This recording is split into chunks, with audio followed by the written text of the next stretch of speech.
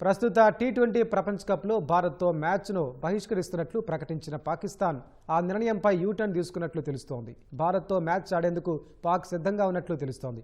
ఆదివారం లాహోర్లో PCB chairman Mohsin Naqvi, BCB అధ్యక్షుడు అమీనుల్ ఇస్లాంతో ICC deputy chairman Imran Khawaja సమావేశమై దాదాపు 4 గంటలకు పైగా చర్చలు జరిపారు. ఈ భేటీలో మ్యాచ్ బహిష్కరణ అనేది తమ సొంతం నిర్ణయం కాదని, బలవంతంగా తీసుకోవాల్సి వచ్చిందని చెబుతూ ఫోర్స్ మజ్యూర్ అనే క్లాజును ముందు పెట్టి తప్పించుకునే ప్రయత్నం చేసింది. అంతేకాదు భారత్తో మ్యాచ్ ఆడేందుకు పీసీబీ 3 డిమాండ్లు ఐసీసీ ముందుంచినట్లు సంబంధిత వర్గాలు తెలిపాయి. అలాగే బంగ్లాదేశ్కు పరిహారం చెల్లించేందుకు ఐసీసీ నిరాకరించినట్లు తెలుస్తోంది.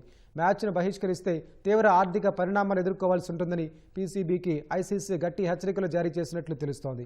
భారత్తో మ్యాచ్ ఆడే విషయంపై పాక్కు ఐసీసీ 24 గంటల డెడ్లైన్ విధించినట్లు సమాచారం. దీంతో తమ ప్రభుత్వం సంప్రదింపులు జరిపి పీసీబీ తుది నిర్ణయం ప్రకటించనుంది.